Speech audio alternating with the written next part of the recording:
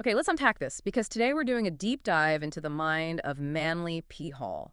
He was someone who really spent his life charting those very depths. It's actually remarkable how Hall's insights still resonate so strongly now. In a world kind of obsessed with quick fix manifestation techniques, Hmm. he really invites us to look at the fundamental principles, the deep stuff. Totally. So, for anyone maybe not familiar, who was Manly P. Hall? Well, he was Canadian-born, a self-taught mystic, really, Yeah. a philosopher and esoteric scholar. And in 1928, get this, at just 27 years old, Yeah, amazing. he published The Secret Teachings of All Ages. And this thing is, well, it's monumental. It really is. Not exactly light reading. No. It's a serious exploration of ancient civilizations, alchemy, astrology, the Kabbalah, Rosicrucianism. He was like a walking encyclopedia of hidden wisdom. He really was. If you look at Western esoteric thought, Hall was just pivotal. He synthesized all these diverse ancient traditions and, importantly, presented them in a way that could connect with a more modern understanding. A spiritual cartographer, I've heard him kind, Right. mapping the unseen realms. That's a great way to put it. Yeah, He wasn't just describing the inner world of consciousness and, the cosmos separately. right. He was showing the connections between them. His work really emphasizes these fundamental laws, the incredible power packed into symbols, and the sort of energetic undercurrents that weave it all together. So the core idea was that the universe isn't just stuff, physical matter. Exactly. At its heart, it's a realm of mind, of symbol.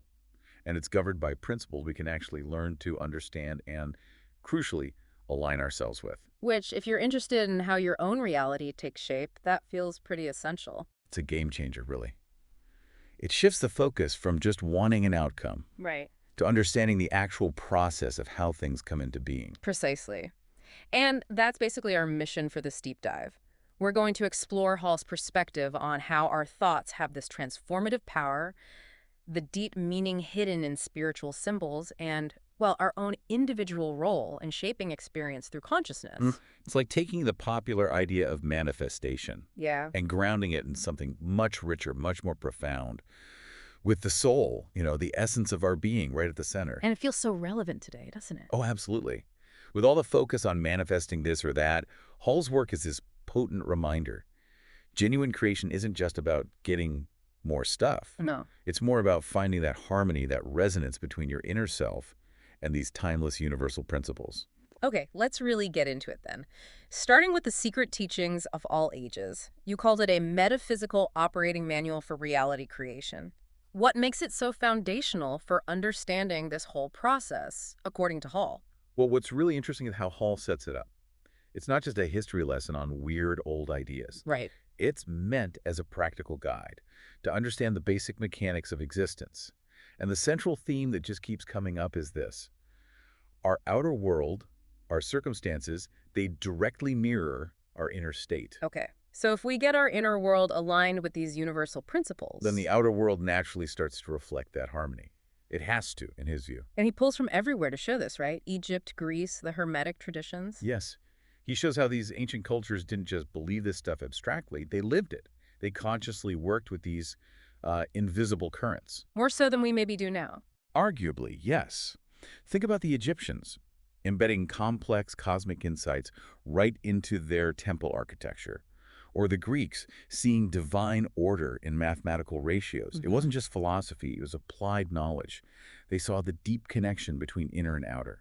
Which brings us right to that cornerstone phrase, doesn't it? As above, so below. As within, so without. Mm-hmm. It gets thrown around a lot. It does. But what did it really mean for Hall, specifically in terms of us shaping reality? For Hall, this wasn't just a cool saying. It was the absolute bedrock of how manifestation works.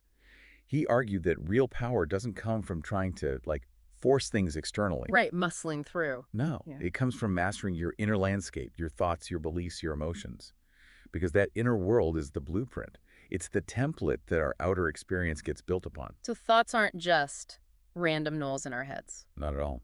For Hall, they have active, formative power. They're like little builders. And didn't he have a really insightful quote about why we face challenges? Something about the world being a school? Yes, exactly. He wrote, "The wise understand that the world is a school of soul growth, and that circumstances are designed not to hinder, but to help the individual in achieving his destiny. Wow. That reframes everything, doesn't it? It completely shifts the perspective. Challenges aren't random roadblocks anymore. They're purposeful lessons, opportunities to evolve. And desires, not just random wants. No, he saw them as sort of divine invitations, nudges guiding us towards becoming who we're meant to be, invitations to grow into our potential. Okay, so if we look at Hall's actual process, his sacred process of manifestation, it starts with desire, that inner spark, then imagination, which is way more than daydreaming for him. Much more. And finally, will. How did he see those three fitting together? Okay, so desire is that initial impulse, Yep. right? That an inherent evolutionary push within us to experience more, to become more. The spark. The spark, exactly. Then the imagination is the crucial bit where we give that spark form. We shape it, mold it in the theater of the mind. And will is the focus energy. It's the conscious direction that takes that imagined blueprint and kind of crystallizes it, seals it, Yeah. allowing it to manifest in the tangible world. Desire, imagination, will. Okay, so we have this inner reflecting outer idea and this three-step process. But Hall also had a really specific take on the subconscious mind. It wasn't just like a dusty basement for memories. No, definitely Yeah. not. What's fascinating is how he talks about it. He calls it a sacred inner space, almost Whoa. like an inner temple. Wow. Yeah, and he even likens it to an inner priesthood that faithfully interprets everything we consciously feed it. Thoughts, symbols, rituals. A mirror of the divine blueprint, I think was another phrase he used. That's powerful. It really is. So the idea is when we consciously engage with clear intentions and, importantly, elevated emotions, Right. the subconscious takes that as its working instructions, its template, and it starts replicating that pattern in the physical world. So it's super receptive to the language we use internally. Exactly. Yeah. Profoundly receptive. And this lines up so well with Neville Goddard's idea of the subconscious as the womb of creation, where our imaginal acts take root. And also with Dr. Joe Dispenza's work, on reprogramming our neurological and energetic signature through thought and emotion. And Hall just cuts right to it with that quote, "Man is what he thinks, not what he says or boasts." Yep.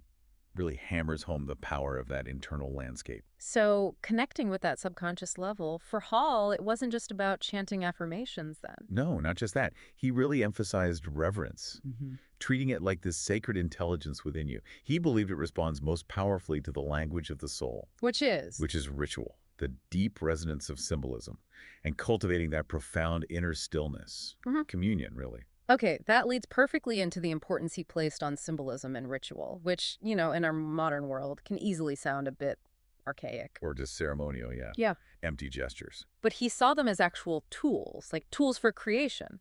Absolutely fundamental tools. All saw symbols as, like, tangible embodiments of deep spiritual laws. They act as bridges, connecting the visible world we see with the invisible energetic dimensions. They're not just random pictures. No, they hold profound truths that resonate really deep inside in the subconscious. And ritual for him wasn't just going through motions. It was a conscious reenactment of cosmic truths, a way to deliberately align yourself with these powerful archetypal forces. So things like, the serpent, the phoenix, a triangle, a rose, these weren't just pretty designs for him. Not at all. They were like keys that unlock specific doors within our own consciousness. They kind of bypass the logical, everyday mind. Right, the critic. Yeah, exactly. And they go straight to the core to help reprogram our perception of reality. He called symbols the language of the soul, didn't he? He did. Eloquently put, I think. They Yeah. speak directly to that deeper part of us, bypassing all the filters and conditioning. Okay. And then there's imagination, which he clearly didn't see as just fluff or fantasy. Oh, he elevated imagination to something sacred. He called it creation in its rawest form. Wow. And again, he wasn't alone here. Think about Neville Goddard again. Right. Very similar view.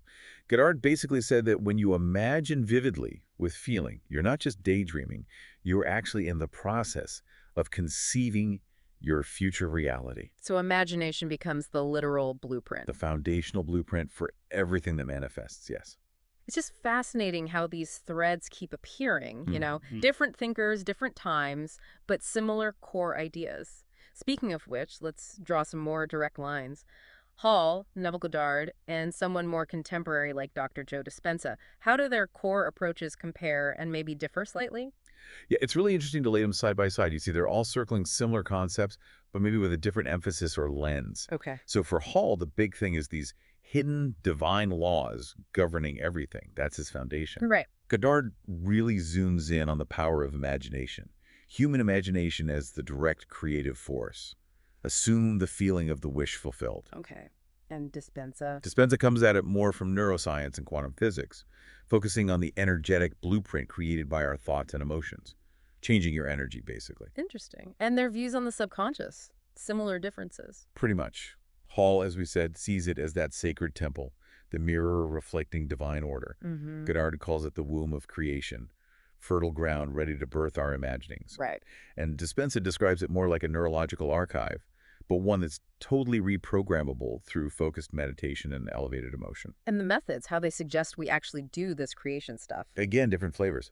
Hall emphasizes symbolism, ritual, what he called esoteric initiation, deep inner transformation through knowledge. Okay. Goddard's method is very focused, feeling the wish fulfilled, living from the end in your imagination.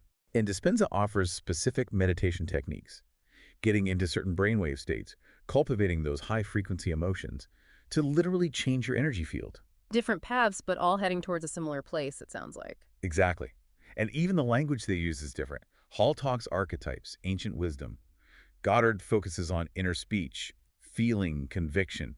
Dispenza talks brainwaves, quantum fields. But despite the different words, the underlying framework seems really consistent. Totally. Reality isn't fixed. Our inner state profoundly shapes our outer experience. And imagination is somehow the architect. Yeah, the architect. I like that.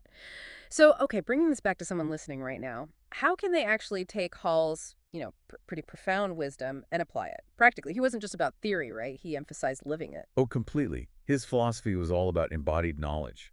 Just understanding it intellectually wasn't enough. You had to integrate it, act on it, make it part of your daily life for it to be truly transformative. So what would that look like? What are some actual steps someone could take? Well, one really powerful and actually quite simple starting point is to consciously create a daily sacred moment. Okay. Like what? It can be super simple. Intentionally lighting a candle, taking just a few moments to clearly speak your intention for the day. Or maybe meditate on a symbol that resonates with you personally. Like the Ouroboros or a rose, maybe. Exactly. Something meaningful to you. Even these small, deliberate acts start to train your subconscious. They teach it to recognize and respond to sacred space and intention within your everyday life. I like that. It feels manageable. What else? Another powerful approach is consciously working with symbols to gently, reprogram your inner world. How would you do that? You could choose a personal archetype, something that really calls to you. Maybe the alchemist, transforming base things into gold. Or the healer, bringing wholeness. Or the magician, consciously shaping reality. Okay. And you'd spend time reflecting on its qualities, meditate on it. And then, this is key, make a real effort to embody those qualities in how you act, how you speak throughout your day. Because, as Hall said, we become what we consciously embody. It's about stepping into that symbolic role. that feels much deeper than just trying to change habits on the surface. It is. It worked from the inside out. And finally, visualization. But Hall had a specific take on it, didn't he? Yeah, it wasn't just wishful thinking. Exactly. It wasn't just painting a mental picture of what you want. For Hall, it involved a deep sense of reverence, feeling the actual essence of that goal within your being right now. He framed it almost like an inner initiation. An initiation. Yeah, a sacred act of giving form to the formless. Not just passively fantasizing about getting something. It's more active, more profound. And all this points towards what he called mystical responsibility. Yes, that understanding that every single thought we hold, every image we nurture in our minds, it has creative power. It's a blueprint. The invisible worlds are not distant places, but conditions of consciousness. That quote just sums it up perfectly. It really does. So boiling it all down, what's the core takeaway from Manly P. Hall on manifestation? I think the fundamental insight is this. You aren't just, a person with a shopping list of desires. You are a soul. And inherent within that soul are these ancient blueprints for creation. Wow. Hall's perspective really shifts the focus. It's not just about getting more stuff externally. It's about the deeper process of becoming more aligned, more conscious, more attuned to how symbols, thoughts, and these deep universal laws actually work together. So it's less about chasing things outside. And more about cultivating that rich inner landscape. using intentional ritual, finding that sense of reverence, harnessing the radiant power of your imagination, just like the ancients knew how to do. Truly profound stuff to think about. Which leads to maybe a final thought for you, listening right now. What dormant ancient blueprints might be stirring deep inside your own soul? And how might you begin to explore the power of symbol, and maybe even intentional ritual, in actively shaping the reality you experience every day?